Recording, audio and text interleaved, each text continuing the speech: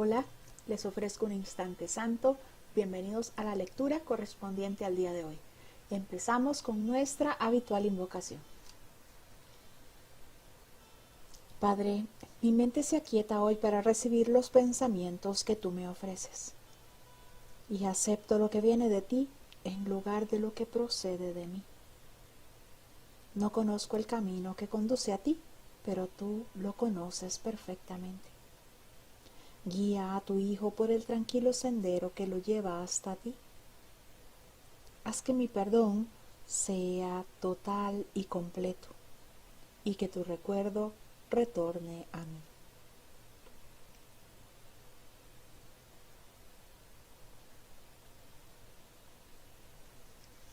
Estamos hoy haciendo la lectura del capítulo 4, Las ilusiones del ego, el epígrafe 2.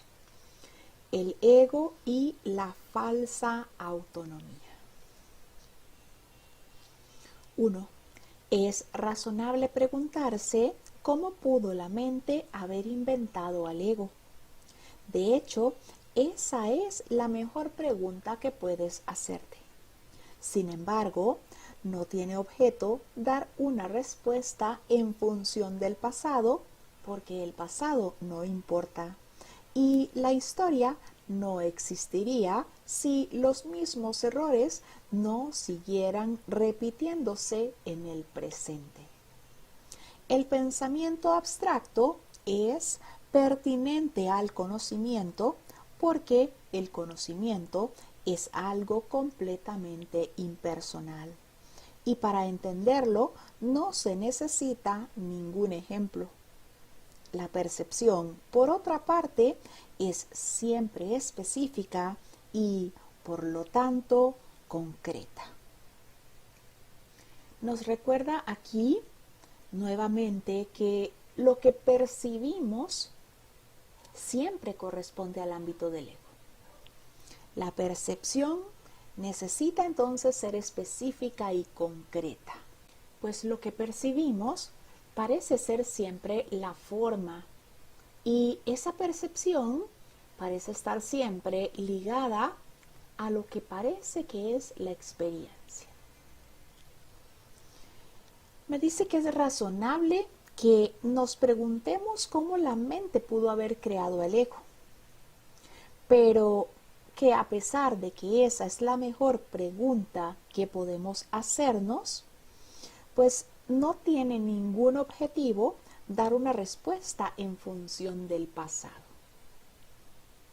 Entonces, no tiene ningún objetivo, pues dar esa respuesta en función de que nos creímos separados, de que nos creímos diferentes, pues en realidad la historia no existiría si esos mismos errores no siguieran repitiéndose en el presente.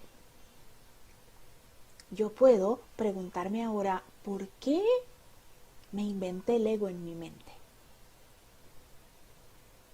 Y esa respuesta me llevaría a decirme que fue por mi idea de separación, por mi idea de querer ser especial, por mi idea de querer que se me amara con un amor especial, pero sigo entonces en este momento repitiendo ese error.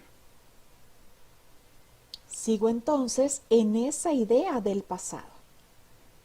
Esa historia no existiría si yo estuviese reconociendo ya ahora que soy ese santo hijo de Dios, que no hay un pasado que pese sobre mí, que sigo siendo perfecto, inocente, amoroso, amado, ese espíritu eterno.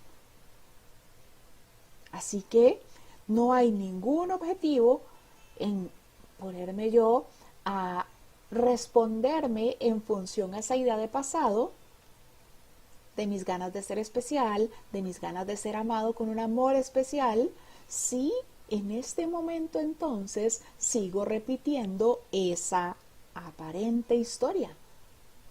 Porque si todavía sigo reconociendo el ego como parte de toda esta ilusión, si sigo reconociendo toda esta ilusión como parte de lo que creo que es mi realidad, pues estoy sencillamente repitiendo esas ideas del aparente pasado en el presente. Aunque ese pasado no existe, pues lo que hice fue traerme ese pasado a esto que considero que es mi presente y sigo experimentando entonces todas esas ideas de pasado. No existe como pasado, pero existe ahora, porque es eso lo que parece que estoy experimentando. El pensamiento abstracto es pertinente al conocimiento, porque el conocimiento es algo completamente impersonal. El conocimiento con mayúscula es ese reconocimiento de esa comunicación total y completa con Dios. Es donde me reconozco como todo abarcador, como eso que realmente soy, ese espíritu eterno. Para entender entonces ese conocimiento, pues yo no necesito ningún ejemplo. Simplemente sé. Eso es lo que es el conocimiento. Mientras que la percepción parece que necesita ser específica. Yo necesito ver algo. Ver para creer, decimos en esta ilusión. Necesito ver algo, entonces en función de eso que yo creo ver, en base a eso defino ese juicio por lo que creo que fue mi experiencia, por lo que creo que fue lo vivido, por lo que creo que conozco. Pero eso no es conocimiento, eso es lo que el ego me ha hecho aprender, lo que yo he querido aprender. Así que conocimiento es esa plenitud, ese reconocimiento. Todo lo demás, todo esto que parece experimentarse en esta ilusión, no es más que esa idea de aprendizaje, de haber aprendido, de creer haber vivido. Y todas esas aparentes experiencias y vivencias se han basado en la ilusión. O sea, en nuestro propio invento de este mundo ilusorio. Por lo tanto, nada de eso que parece que hemos experimentado tiene un cimiento, pues todo se ha basado en ilusiones. 2. Todo el mundo inventa un ego y un yo para sí mismos, el cual está sujeto a enormes variaciones debido a su inestabilidad. También inventa un ego para cada persona a la que percibe, el cual es igualmente variable. Su interacción es un proceso que los altera a ambos porque no fueron creados por el inalterable o mediante él. Es importante darse cuenta de que esta alteración ocurre con igual facilidad, tanto si la interacción tiene lugar en la mente como si entraña proximidad física. Pensar acerca de otro ego es tan eficaz en el proceso de cambiar la percepción relativa como lo es la interacción física. No puede haber mejor ejemplo de que el ego es solamente una idea y no un hecho. Y a eso entonces le llamamos una guerra de egos. No necesito ni siquiera estar ahí frente a ese otro, basta con pensar en él para ya entonces sentirme indispuesto, sentir que hizo algo malo, sentirme diferente. Todo el mundo inventa un yo y un ego. Ahí entonces está equiparando ese ego con el yo.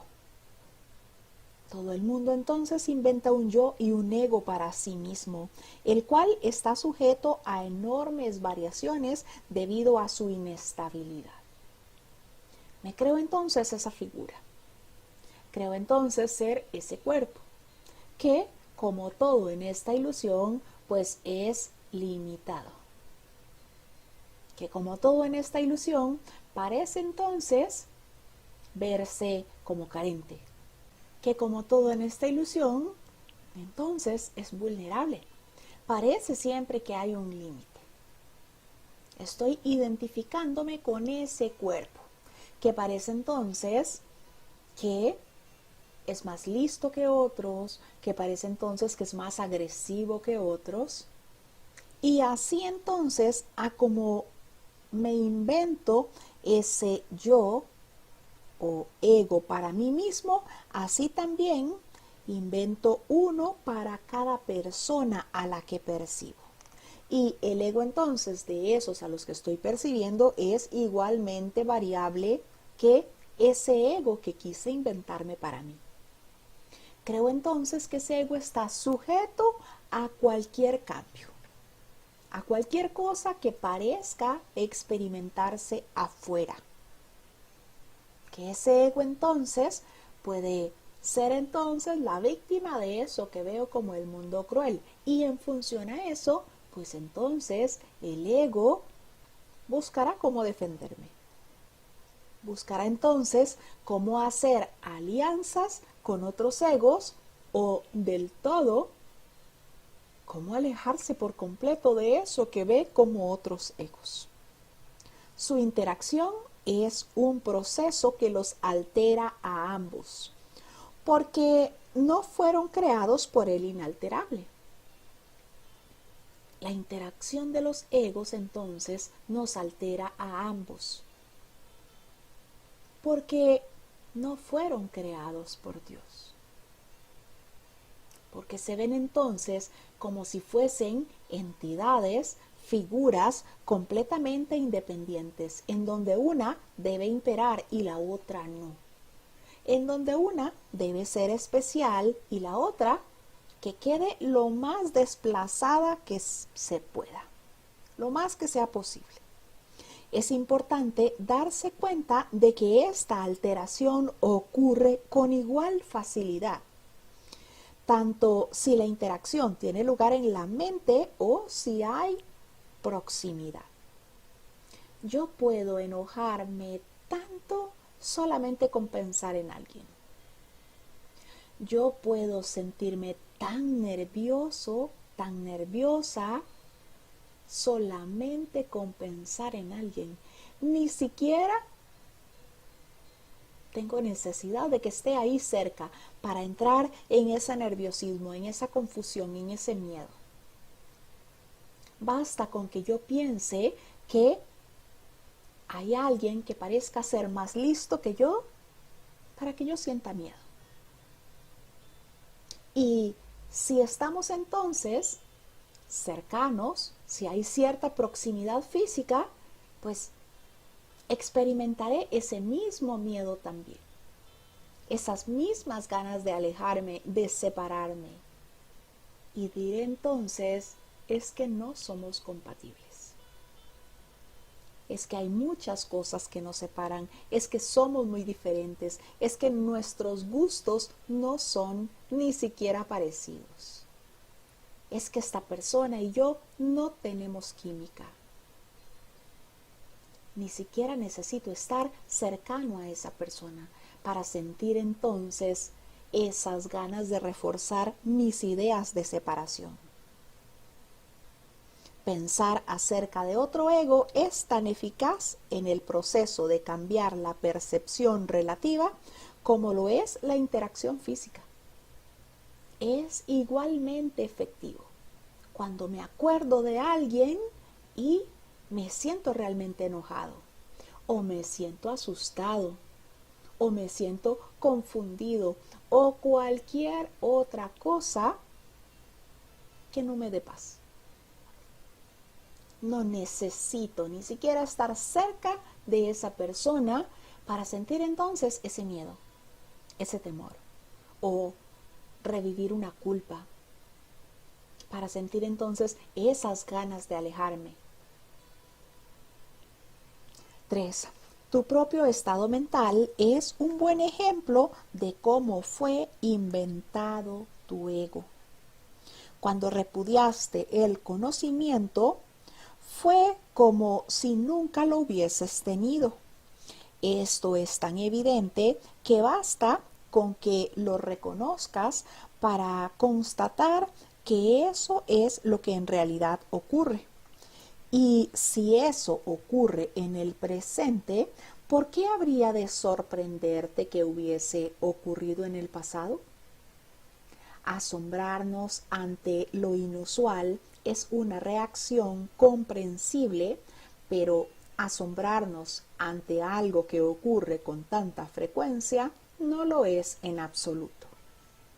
No olvides, no obstante, que la mente no tiene por qué operar así, aunque así es como opera ahora. ¿Cómo nos sorprendemos nosotros ahora de que tengamos esas reacciones así ante nuestros hermanos si nosotros mismos decidimos renunciar al amor? Nuestro propio estado mental es un buen ejemplo de cómo fue inventado el ego. Nosotros renunciamos a la totalidad, renunciamos al amor. Después de que se nos negó ese deseo que teníamos de que se nos amara con un amor especial, renunciamos nosotros a ese amor. Es decir, repudiamos el conocimiento. Y decidimos entonces estar en este sueño de separación. En este sueño en el que parece que si logré el que me amaran con un amor especial, en este sueño en el que logré que nada fuera eterno como fui creado y en el que parece que logré muchas cosas y todo opuesto a mi realidad, a cómo fui creado realmente. Entonces, si quise yo renunciar al amor mismo, pues ese es el mejor ejemplo de la creación del ego. Y nos dice Jesús que nosotros hicimos ese ego sin amor. Por lo tanto, no podemos esperar amor de su parte para con nosotros. Cuando repudiaste el conocimiento, fue como si nunca lo hubieses tenido. Lo olvidamos por completo. Fabricamos tantas cosas y las pusimos ahí en el lugar del conocimiento que pues sencillamente nos despistamos de él. Y empezamos entonces a atender todas esas cosas, todas esas ilusiones que habíamos fabricado y así nos olvidamos de él. Esto es tan evidente que basta con que lo reconozcas para constatar que eso es lo que en realidad ocurre. Eso es lo único que ocurre. Y si eso ocurre en el presente, si en este momento yo estoy renunciando al amor, renunciando a ver a mis hermanos como uno conmigo, renunciando a reconocer que sigo siendo tal como Dios me creó, que soy un ser con mayúscula, amoroso, perfecto y amado, si yo sigo en el presente renunciando a eso, ¿por qué habría de sorprenderte que te hubiese ocurrido en el pasado? ¿Por qué me sorprende el pensar que en el pasado renuncié a la totalidad, renuncié a ese conocimiento, renuncié a Dios mismo? Asombrarnos ante lo inusual es una reacción comprensiva, pero asombrarnos ante algo que ocurre con tanta frecuencia, pues no lo es en absoluto. Entonces, si en lo que parece ser en esta ilusión nuestro día a día renunciamos una y otra vez al reconocimiento de ese ser, renunciamos una y otra vez a vernos como uno con nuestro hermano, a reconocer que nuestro hermano es uno con nosotros, pues entonces ¿de qué nos extrañamos? ¿Cómo nos extrañamos de que hayamos podido renunciar al amor del Padre si constantemente en esta ilusión estamos día a día renunciando a nuestro hermano que es el amor de Dios? No olvides, no obstante, que la mente no tiene por qué operar así, aunque así es como opera ahora. El que yo haya decidido entonces creer en todas estas ilusiones y permita entonces que mi mente opere ahora de esa manera, renunciando al amor mismo, renunciando a la totalidad, creyéndome que soy diferente, creyéndome que soy especial, no significa que no pueda cambiar eso. La mente sencillamente no tiene por qué operar así, pero soy yo quien tiene que decidir perdonar entonces todas esas ilusiones de separación para de esa manera entonces recibir el milagro, aceptar el milagro, que es ese cambio de percepción. 4. Piensa en el amor que los animales sienten por sus crías y en la necesidad que sienten de protegerlos. Eso se debe a que las consideran como parte de sí mismas. Nadie repudia lo que considera como parte de sí mismo. La manera en que reaccionas ante tu ego es similar a cómo Dios reacciona ante sus creaciones. Con amor, con protección y con caridad, tus reacciones ante el yo que inventaste no son sorprendentes. De hecho, son muy similares a la forma en la que algún día reaccionarás ante tus creaciones reales, las cuales son tan eternas como tú. No es cuestión, por lo tanto, de cómo reaccionas ante el ego, sino de lo que crees ser. Creer es una función del ego y mientras tu origen siga sujeto a interpretaciones, lo seguirás viendo desde el punto de vista del ego. Cuando el aprendizaje deje de ser necesario, simplemente conocerás a Dios. La creencia de que hay otra forma de percibir es la idea más sublime de que es capaz el pensamiento del ego. Esto se debe a que dicha idea reconoce, aunque sea mínimamente, que el ego no es el ser. Y todos, aunque sea levemente, tenemos esos momentos de reconocimiento.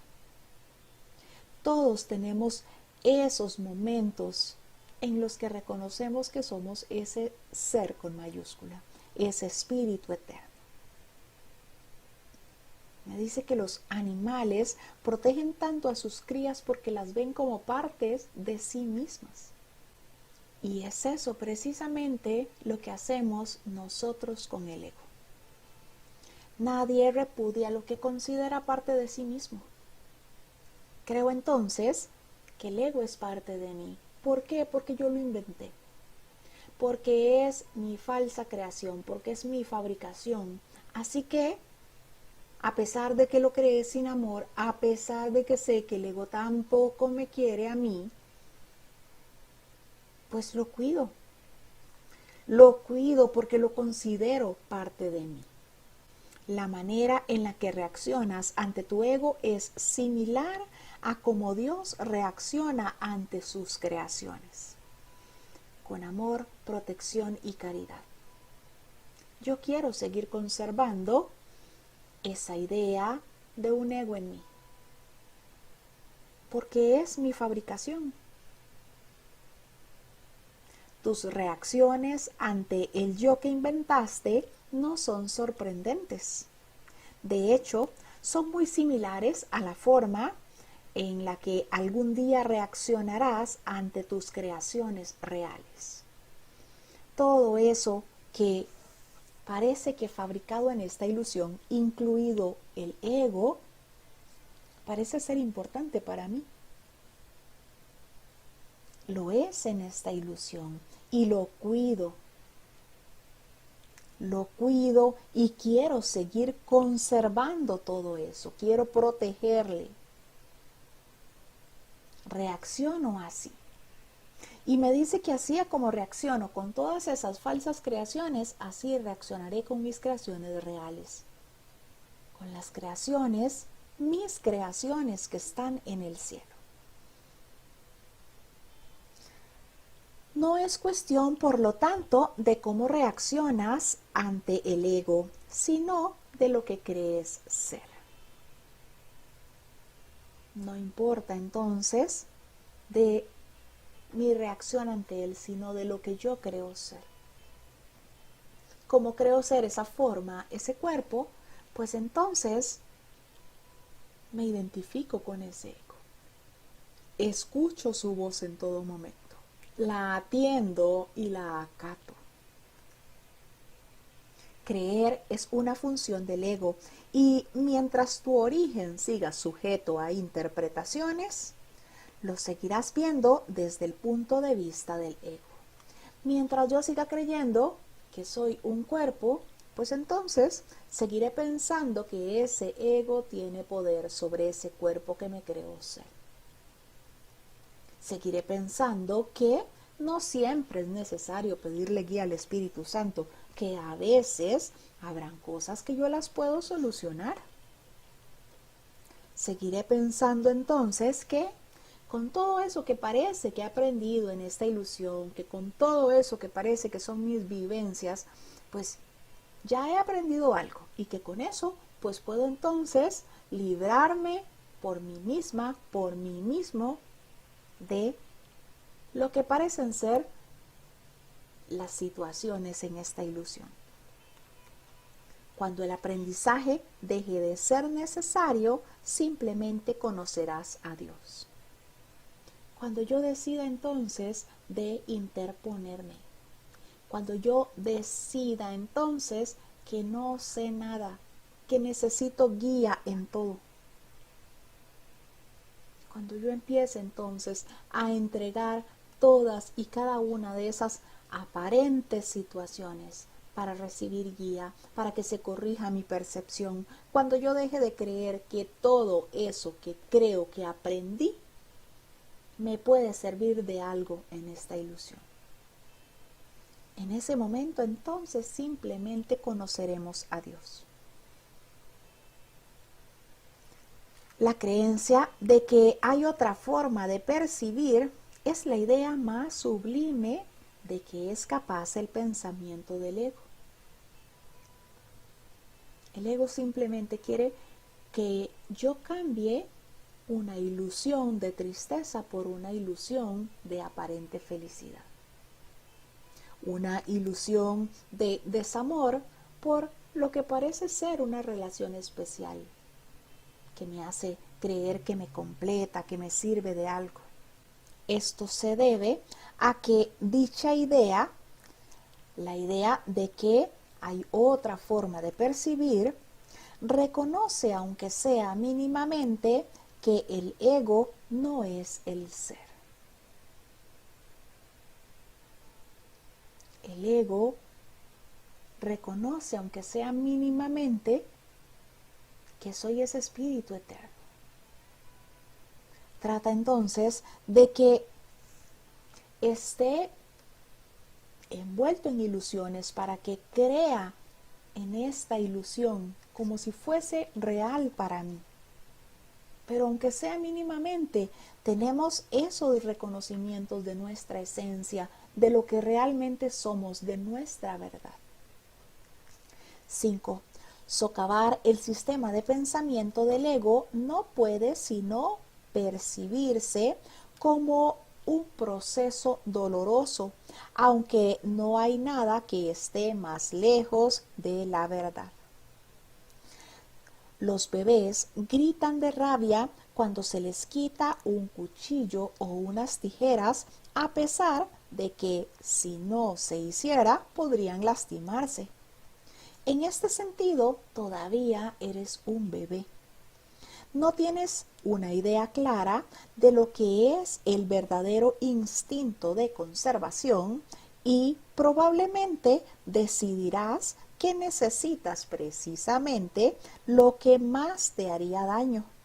Sin embargo, tanto si lo reconoces ahora como si no, has acordado cooperar en el empeño por llegar a ser inofensivo y servicial, atributos estos que son inseparables.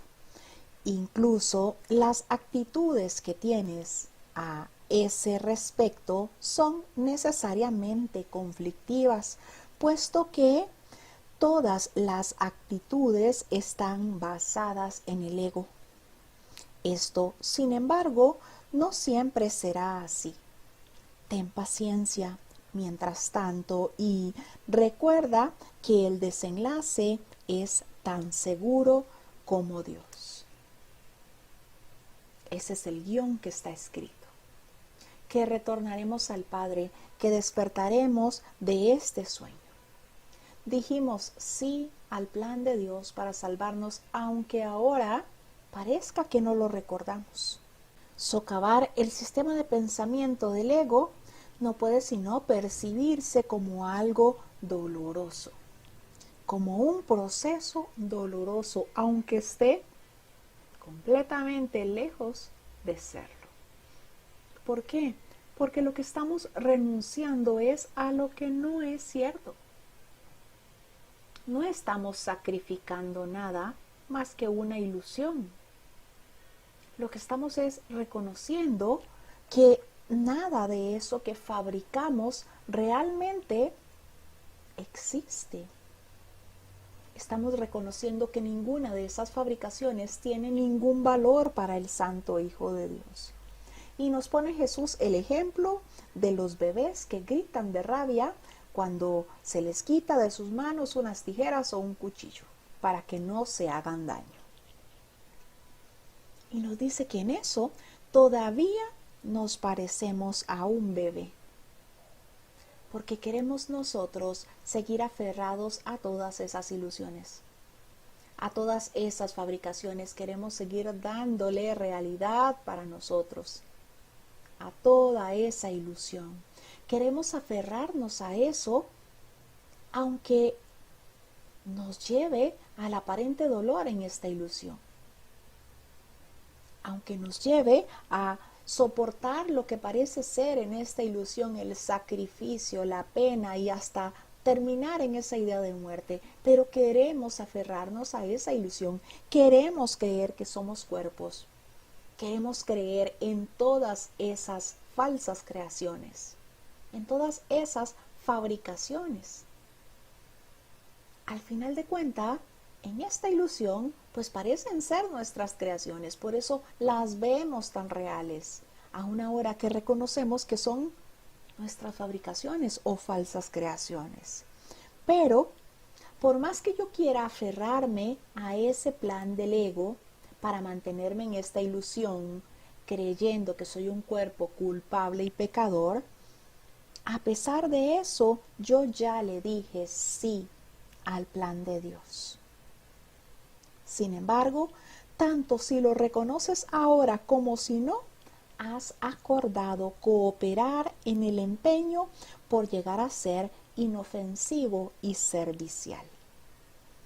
Inofensivo y servicial, atributos estos que son inseparables. Yo le dije al Padre que sí, que le amaría eternamente tal como Él a mí. Yo le dije al Padre sí, que no podría estar separado de Él. Dije sí Así que ya ese final llegó. Ya ese regreso a casa se ha emprendido ya esa jornada. Solamente me pide entonces ser paciente, pero también poner de mi parte, poner esa dosis de buena voluntad que se necesita para decidir entonces perdonar las ilusiones. El desenlace es tan seguro como Dios, dice Jesús. Ten paciencia porque ese desenlace llegará. Es tan seguro como Dios. Ese es el guión que está escrito, que retornaré al Padre, que me reconoceré como ese Espíritu eterno que realmente soy. 6. Solo aquellos que tienen una sensación real y duradera de abundancia pueden ser verdaderamente caritativos. Esto resulta obvio cuando consideras lo que realmente quiere decir ser caritativo. Para el ego, dar cualquier cosa significa tener que privarse de ello. Cuando asocias el acto de dar con el sacrificio, das solamente porque crees que de alguna forma vas a obtener algo mejor y puedes, por lo tanto, prescindir de las cosas que das. Dar para obtener es una ley ineludible del ego, que siempre se evalúa a sí mismo en función de otros egos. Por lo tanto, está siempre obsesionado con la idea de la escasez, que es la creencia que le dio origen. Su percepción de otros egos como entes reales no es más que un intento de convencerse a sí mismo de que él es real. El amor propio, entre comillas, desde el punto de vista del ego, no significa otra cosa que el ego se ha engañado a sí mismo creyendo que es real y por lo tanto está temporalmente menos inclinado a depredar. Ese amor propio, entre comillas, es siempre vulnerable a experimentar tensión. Término este que se refiere a cualquier cosa que él perciba como una amenaza a su existencia. Entonces veo ahí diferencias. La guerra de los egos. Me dice que dar es desde ese reconocimiento de que soy abundante.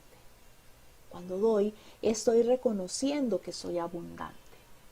Cuando creo entonces que estoy dando algo que luego me hará falta, significa que desde el ego creo que me estoy sacrificando, ya sea porque quiero ser diferente, porque quiero que se me reconozca, pero implica siempre desde el ego esa idea de sacrificio. Esa idea de sacrificio, así es como el ego ve lo que es la caridad. Y me dice que dar para obtener es una ley del mundo, es una ley del ego, para entonces evaluarse entre otros egos. Yo di más, yo me sacrifiqué más, yo me entregué, yo fui mejor, yo estuve por encima de todos los demás. Por lo tanto, siempre está obsesionado con la idea de la escasez, que fue la que le dio origen. Nosotros entonces, al creer que habíamos renunciado a la totalidad, nos vimos aparentemente despojados de todo. Teníamos todo y no nos dábamos cuenta. Pero una vez que empezamos en ese sueño de separación, quisimos todo y ahí entonces parecía que ya no teníamos nada. Así que desde esa idea de escasez surge esa fabricación de ese Dios con minúscula, de ese hacedor que me guiara, que me ayudara entonces en función de ese cuerpo identificado completamente con la pequeñez a estar alerta, a sacrificarme, a luchar, a hacer, a obtener. La escasez es la creencia que dio origen al ego. Así entonces, desde esa percepción, el ego se mide con otros egos. Y se ve entonces como mejor si yo di más, porque estoy sacrificándome para que tengas tú eso que te estoy dando. Ese dar es una ilusión. ¿Por qué? Porque la verdad me dice que cuando doy no es sino a mí mismo a quien se lo doy, reconociendo que soy parte de la totalidad. El ego quiere ver entonces a esos como otros, como entes separados, y quiere entonces darle realidad porque él quiere reafirmar que es real. De ahí entonces viene nuestra creencia de que puede haber esa competencia de egos, de que tu ego es más fuerte que el mío, de que eres tan egoico, de lo egoísta que me creo ser. El amor propio, entre comillas, desde el punto de vista del ego, no significa otra cosa que el ego se ha engañado a sí mismo creyendo que es real. Así que cree entonces que puede autoprotegerse. Entonces, por amor propio, te excluyo a ti de mi círculo de amigos. Eres demasiado tóxico. Entonces, por amor propio, te dejo a ti que pareces ser una pareja conflictiva, que parece que no se puede con tu ego. Eres demasiado egoísta, eres demasiado egocéntrico. Esa figura de amor propio es la creencia del ego en que es real. Ese amor propio, entre comillas, es siempre vulnerable y experimenta tensión, pues todo lo percibe como una amenaza a su existencia. Así que, si parece entonces estar viendo conflicto, pues quieren deshacerse de todos esos que parecen generar el conflicto. Y como quiere creerse entonces diferente y especial, pues buscará entonces siempre afuera esa aparente causa de lo que parece ser su malestar. Veo todo como una amenaza en vez de detenerme, silenciarme y reconocer que debo perdonar, cualquiera que sea la ilusión que se esté presentando.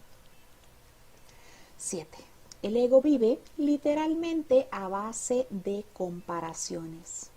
La igualdad es algo que está más allá de lo que puede entender y por lo tanto le es imposible ser caritativo. Lo que el ego da nunca emana de una sensación de abundancia, porque él fue engendrado precisamente como un sustituto de esta. Por eso es por lo que el concepto de obtener, entre comillas, surgió en su sistema de pensamiento. Los apetitos son mecanismos para obtener que representan la necesidad del ego de ratificarse a sí mismo. Esto es cierto tanto en el caso de los apetitos corporales como de las llamadas necesidades más elevadas del ego. El origen de los apetitos corporales no es físico. El ego considera al cuerpo como su hogar y trata de satisfacerse a sí mismo a través de él. Pero la idea de que eso es posible es una decisión de la mente. que está completamente confundida acerca de lo que realmente es posible.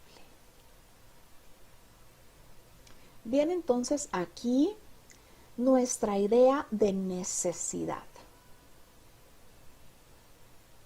Esa idea de obtener, entonces,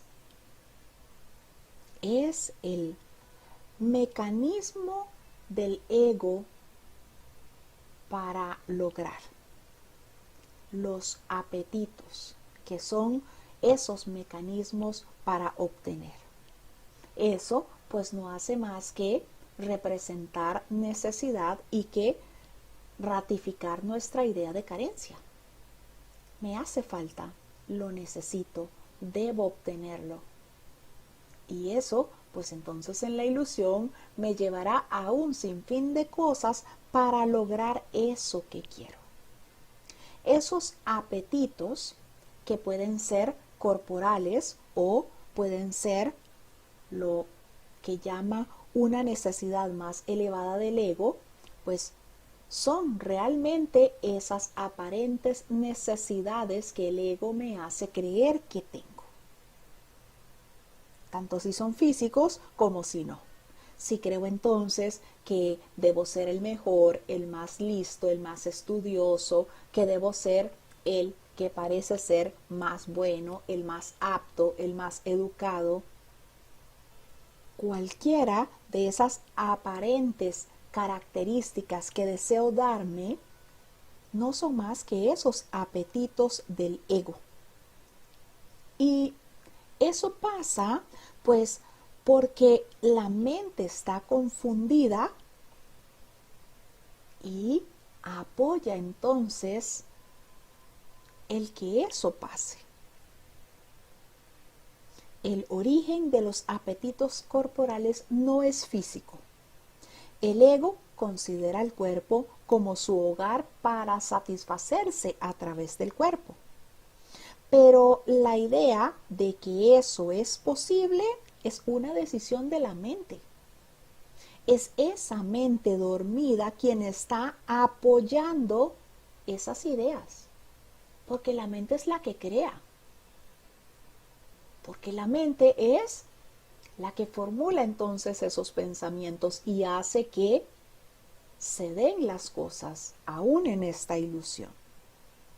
La idea de que eso sea posible es una decisión de la mente. La mente entonces, confundida, cree que se puede satisfacer con el cuerpo. La mente confundida cree que puede satisfacerse con el cuerpo. De ahí vienen entonces todas esas ideas de necesidad, ya sean físicas o de algo más, de surgir, de ser mejor, de hacerse notar, de ser exitoso, de ser el más listo. Cualquiera de esas ideas de necesidad, de ese deseo de obtener, que lo que está haciendo es, pues, queriendo reafirmar que ese ego es real. 8. El ego cree que tiene que valerse por sí mismo para todo, lo cual no es más que otra forma de describir cómo cree que él mismo se originó. Es este un estado de tanto temor que lo único que puede hacer es dirigirse a otros egos y tratar de unirse a ellos en un débil intento de identificarse con ellos o atacarlos en una demostración igualmente débil de fuerza. No es libre, no obstante, de poner en tela de juicio la premisa que da lugar a todo eso, pues esa premisa es su base. El ego es la creencia de la mente según la cual él tiene que valerse completamente por sí mismo. Los incesantes esfuerzos que realiza por ganar el reconocimiento del espíritu y establecer así su propia existencia son inútiles. El espíritu, en su conocimiento, no es consciente del ego, no ataca, simplemente no lo puede concebir en absoluto. Aunque el ego tampoco se percata del espíritu, se percibe a sí mismo rechazado por algo más grande que él. Por eso es por lo que el amor propio, tal como el ego lo concibe, no puede por menos que ser ilusorio. Las creaciones de Dios no crean mitos. Si bien el esfuerzo creativo se puede trocar en mitología. Esto puede suceder, sin embargo, solo bajo una condición. Lo que fabrica deja de ser creativo. Los mitos pertenecen exclusivamente al ámbito de la percepción y las formas que adoptan son tan ambiguas y de una naturaleza tan marcada por la dicotomía entre el bien y el mal que ni siquiera el más benévolo de los mitos está exento de connotaciones aterradoras.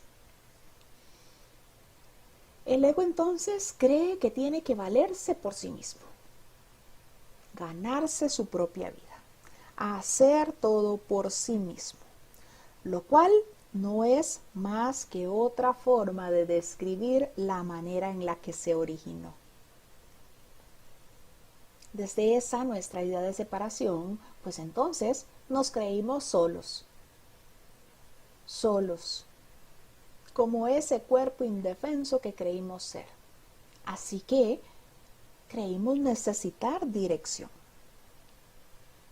Creímos que teníamos que valernos por nosotros mismos porque estábamos solos, desvalidos en todo ese mundo de ilusiones que nosotros mismos habíamos fabricado. Así que esa idea de valerse por sí mismo no es más que otra forma de describir cómo el ego se originó.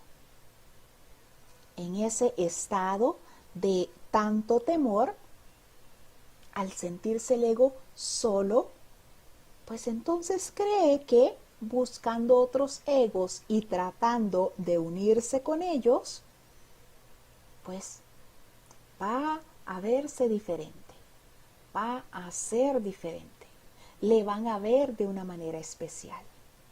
Así que puede entonces que en esa búsqueda de otros egos se encuentre con egos con los que parece que puede ser compatible, entre comillas, y se identifique con ellos, pero también podrá encontrarse con esos otros que parecen ser completamente diferentes y lo que intente sea atacarlos. Cualquiera de las dos, ya sea que yo decida conseguirme una relación especial o atacar entonces a algún hermano que parece completamente diferente a mí, cualquiera de esas dos formas no es más que una demostración débil de fuerza. El ego no es libre, no obstante, de poner en tela de juicio la premisa que da lugar a todo eso, pues esa premisa es su base. El ego es la creencia de la mente según la cual él tiene que valerse completamente por sí mismo. Me creo entonces tan aparte, tan solo y tan diferente que tengo que ver entonces cómo jugarme esta vida por mi propia cuenta. Los incesantes esfuerzos del ego por ganar reconocimiento del espíritu y establecer así su propia existencia son inútiles. El espíritu, en su conocimiento, realmente no es consciente del ego. No puede entender ni darse cuenta cómo puede haber un hacedor cuando el espíritu es creador. Cuando el espíritu que somos es co-creador con Dios. Así que, sencillamente, pues al espíritu que somos, ni le importa. No ataca el ego, ni hace nada en absoluto. Aunque el ego tampoco se percata del espíritu, sí percibe que hay algo superior, que hay algo más grande. Y por eso entonces se siente rechazado. Las creaciones de Dios no son mitos, me dice este párrafo. Si bien el esfuerzo creativo se puede trocar en mitología. Esto puede suceder, sin embargo, bajo una sola condición, que lo que fabrica deja de ser creativo. Los mitos entonces, pues por ser exclusivamente del ámbito de la percepción, de la forma, tienen entonces connotaciones o de bien o de mal. Al tener entonces esas aparentes connotaciones o buenas o malas, pues por más bueno que parezca ser el mito, pues siempre tendrá ahí matices aterradores. 9. Los mitos y la magia están íntimamente relacionados, ya que los mitos generalmente tienen que ver con el origen del ego y la magia con los poderes que el ego se atribuye a sí mismo.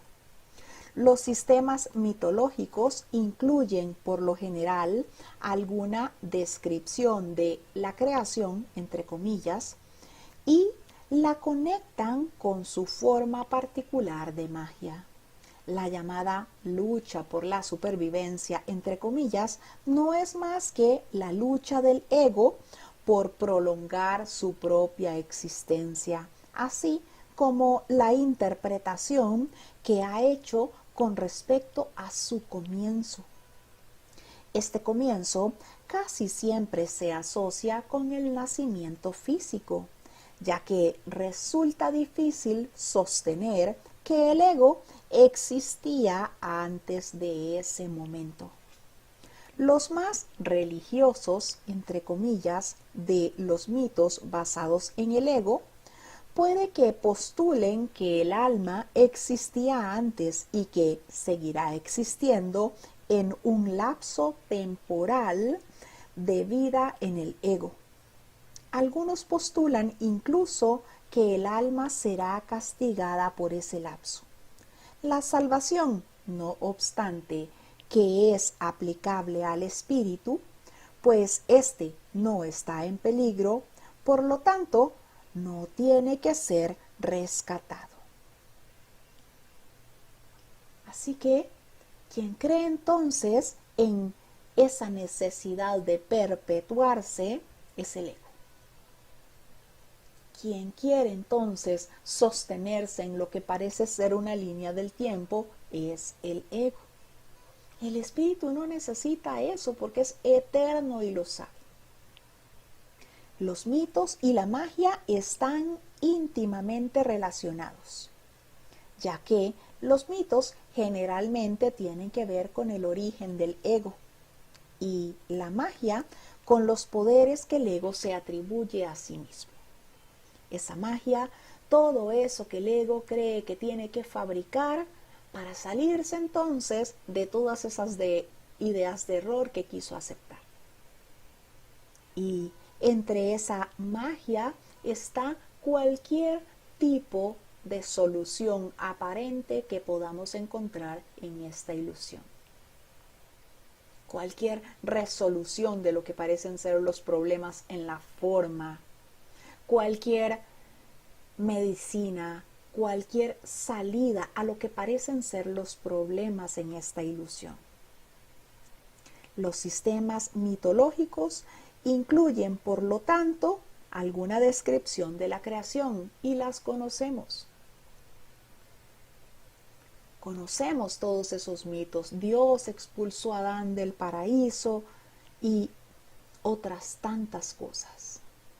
Pero Todo eso, incluido la llamada lucha por la supervivencia, no es más que la propia idea del ego para querer prolongar su propia existencia. Querer prolongar su propia existencia. De ahí que entonces, pues en esta ilusión nos vende la idea del error, para que se convierta en un pecado, porque si creemos entonces en esa idea del pecado, extenderá él entonces un poco más esa aparente existencia, aún después de la idea de muerte. Quiere entonces llevarnos a esa idea de muerte y nos vende la idea de que la muerte nos sacará de todo esto, de todos esos problemas y esos conflictos que parece que tenemos. Pero por otra parte, entonces nos recuerda esa idea de pecado y nos cuenta todos los pecados que parece que cometimos en esta ilusión, porque él quiere entonces seguir ahí viéndose como perpetuo, aún en esa idea de muerte, con su concepto de infierno. 10. La salvación no es otra cosa que mentalidad recta, que aunque no es mentalidad 1 del Espíritu Santo, se debe alcanzar antes de que la mentalidad 1 pueda ser restaurada. La mentalidad recta conduce automáticamente al siguiente paso, ya que la percepción correcta está completamente exenta de cualquier forma de ataque. Por lo tanto, la mentalidad errada desaparece. El ego no puede sobrevivir sin emitir juicios. Por consiguiente, se le abandona. La mente tiene entonces una sola dirección por la que avanzar. La dirección que sigue es siempre automática, pues no puede sino atacar los dictados del sistema de pensamiento al que se adhiere. La salvación entonces no es más que pedirle constantemente al Espíritu Santo que corrija mi percepción. Desde esa percepción que ahora que me creo un cuerpo tengo en automático, estoy percibiendo siempre la forma. Siempre percibo la forma. Entonces, si yo me acostumbro a pedirle al Espíritu Santo siempre y en todo momento que corrija mi percepción, entonces recibiré esa corrección de la percepción, es decir, esa percepción verdadera. Ahí entonces podré mantenerme en mi mentalidad recta. La salvación no es otra cosa que mentalidad recta, y lo pone entre comillas, que aunque no es la mentalidad 1 del Espíritu Santo, se debe alcanzar antes de llegar a esa mentalidad 1. Así que entonces yo entrego esa percepción, mi percepción, para que el Espíritu Santo la corrija. El Espíritu Santo corrige esa percepción y me devuelve esa percepción verdadera, esa percepción santa, percepción corregida. Yo entonces acepto esa percepción y ahora percibo de manera correcta. Es decir, estoy en mi mentalidad recta, viendo santidad. De esa mentalidad recta, pues pasamos a esa mentalidad 1 del Espíritu Santo. Pues se alcanza entonces desde esa mentalidad recta. Desde mi mentalidad recta me es reinstaurada la mentalidad 1. La mentalidad recta conduce automáticamente a ese paso. Es decir, mi percepción corregida, mi percepción correcta va a estar completamente libre de cualquier idea de ataque. Así que, si estoy completamente libre de cualquier idea de ataque, esa percepción errada, que es la percepción que ahora que me creo un cuerpo hago automáticamente, pues va a cambiar esa forma de percibir. Y aprenderé entonces a percibir sin ningún ataque. Es decir, a percibir correctamente. El ego no puede sobrevivir sin emitir juicios. Por lo tanto, se abandona. Si yo estoy ahora percibiendo constantemente a través de esa visión de Cristo en donde solo puedo ver santidad, ¿qué juicio podría emitir? ¿Tendría necesidad de emitir algún juicio? Si cuando el Espíritu Santo corrige mi percepción, yo veo a mi hermano ahí sin ningún pasado, sin ningún futuro, únicamente lo veo ahí tal cual es, en la santidad, en la inocencia misma que le envuelve. Con esa percepción corregida, manteniéndome en esa mentalidad recta, yo pues no voy a tener ningún pensamiento de ataque, pues estaré libre de emitir cualquier juicio. De tal forma que cuando ya no necesite emitir juicios, sencillamente el ego se va a silenciar por completo. El ego no puede sobrevivir sin emitir juicios. Por consiguiente, se le abandona. La mente tiene entonces ahora una única dirección por la cual avanzar, un único camino por el cual avanzar, completamente libre y despejado. Esa dirección se va a seguir automáticamente. Pues ahí únicamente estaremos escuchando al Espíritu Santo, y escuchando al Espíritu Santo ya habremos entonces silenciado el ego por haber decidido entonces perdonar todas las ilusiones y mantenernos en nuestra mentalidad recta. 11. No se puede hacer demasiado hincapié en el hecho de que corregir la percepción es simplemente un expediente temporal. Dicha corrección es necesaria únicamente porque la percepción falsa es un obstáculo para el conocimiento, mientras que la percepción fidedigna es un trampolín hacia él. El valor de la percepción correcta reside en la conclusión inevitable de que toda percepción es innecesaria. Esto elimina el obstáculo por completo.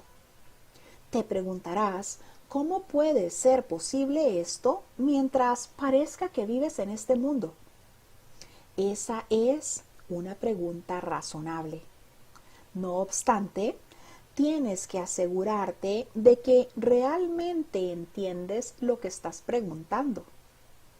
¿Quién es el tú que vive en este mundo?